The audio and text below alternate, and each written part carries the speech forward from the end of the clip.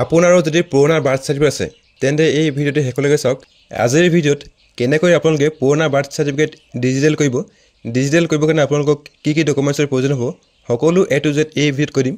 So ভিডিঅ'টো শেষলৈকে চাব আৰু যদি আপুনি আমাৰ চেনেল নতুন তেন্তে চেনেলটো ছাবস্ক্ৰাইব কৰি বেল আইকনটো প্ৰেছ কৰি ল'ব যাতে আহিবলগীয়া গুৰুত্বপূৰ্ণ ভিডিঅ'ৰ নটিফিকেশ্যন আপোনালোকে মিছ নকৰে। বাৰ্থ চাৰ্টিফিকেট ৰিনিউৱেল কৰিবৰ কাৰণে আপোনালোকে এই পেজত আহিব। ইয়াৰ আজি ডাইৰেক্ট লিংক মই ডেছক্ৰিপশ্যনত দি দিম। ইয়াত আপোনালোকে ৰেজিষ্ট্ৰেশ্যন কৰিব লাগিব। ৰেজিষ্ট্ৰেশ্যন কৰিবৰ কাৰণে আপোনালোকে সাইন আপ বটনত ক্লিক কৰিব।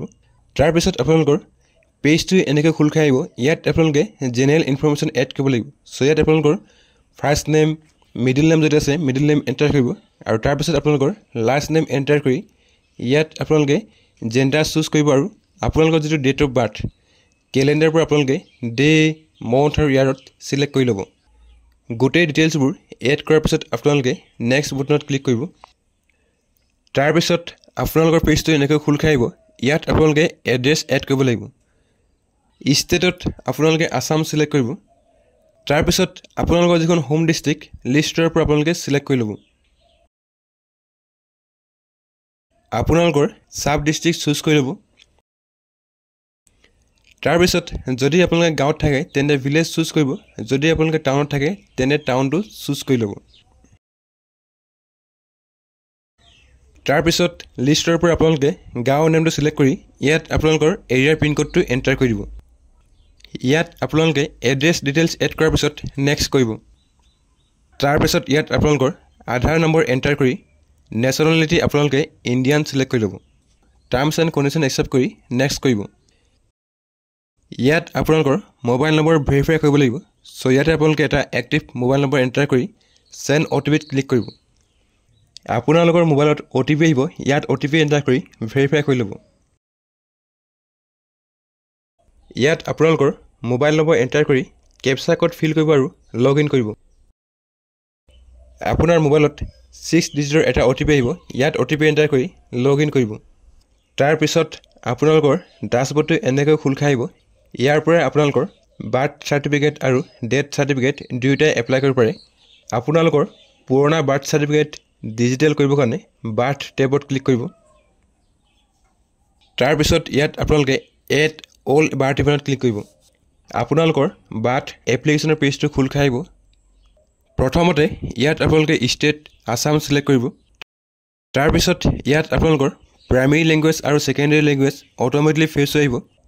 ডেট অফ ৰিপৰ্টিঙত আপোনালোকে যিটো ডেটত ৰেজিষ্ট্ৰেশ্যন কৰি আছে আপোনালোকে কেলেণ্ডাৰৰ পৰা ডেটটো চুজ কৰি ল'ব।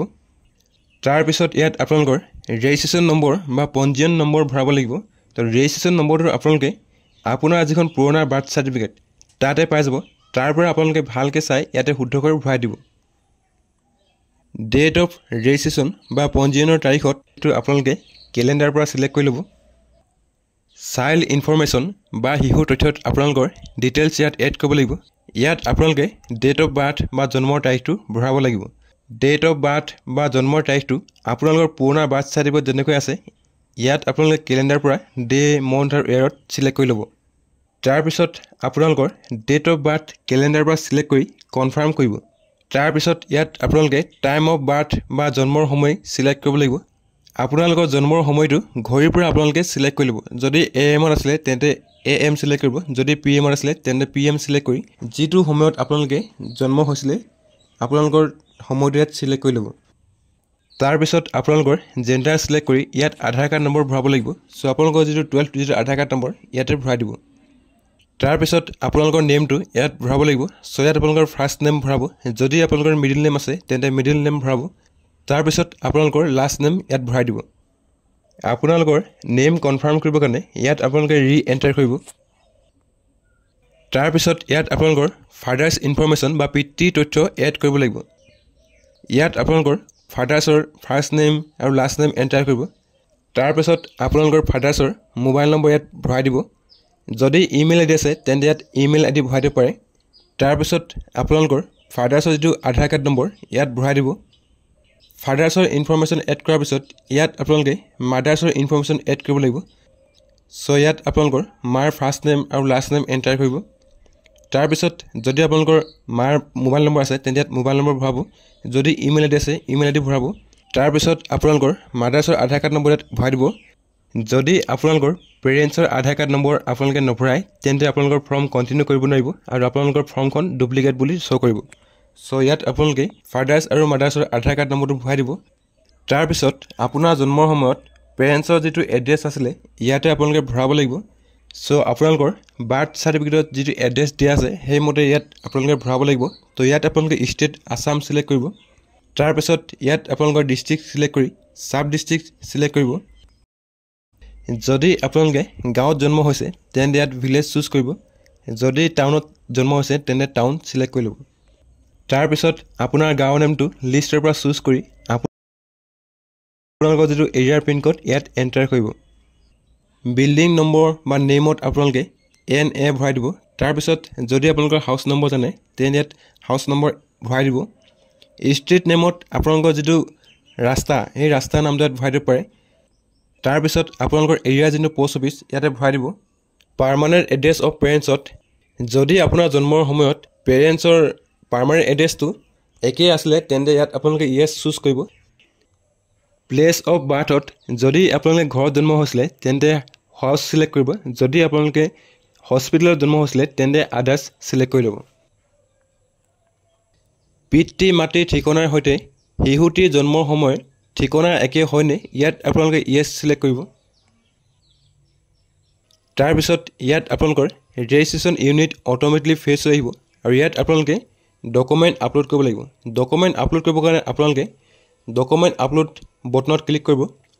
তাৰপিছত ইয়াত আপোনালোকৰ পুৰণা যিখন বাৰ্থ চাৰ্টিফিকেট ইয়াতে আপোনালোকে JPG PDF বা যিকোনো ফৰ্মেটত 8 MB ভিডিঅ'ত আপোনালোকে আপলোড কৰিব লাগিব। চ' আপলোড কৰিবৰ কাৰণে আপোনালোকে ব্ৰাউজ ইন আপলোডত ক্লিক কৰিব।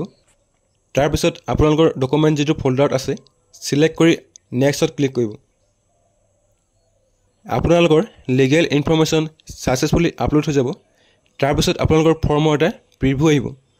চ' ফৰ্মৰ প্ৰিভিউটো আপোনালোকে ভালকৈ চাই ল'ব। যদি আপোনালোকৰ ক'ৰবাত কিবা ভুল হৈ আছে বেকত ক্লিক কৰি এডিট কৰি ল'ব। যদি আপোনালোকৰ সকলো ঠিকেই আছে তেন্তে কনফাৰ্ম বটনত ক্লিক কৰিব। এবাৰ কনফাৰ্ম কৰাৰ পিছত আপোনালোকৰ যি ডিটেইলছ আপোনালোকে শুধৰাব নোৱাৰিব। চ' ইয়াত আপোনালোকৰ যিমান ডিটেইলছ আছে সকলো ভালকৈ এবাৰ চাই ল'ব আৰু যদি আপোনালোকৰ কিবা ভুল হৈছে তেন্তে শুধৰাই ল'ব। কনফাৰ্ম কৰাৰ পিছত আপোনালোকৰ ৰেজিষ্ট্ৰেশ্যন ছাকচেছফুলি ছাবমিট হৈ যাব।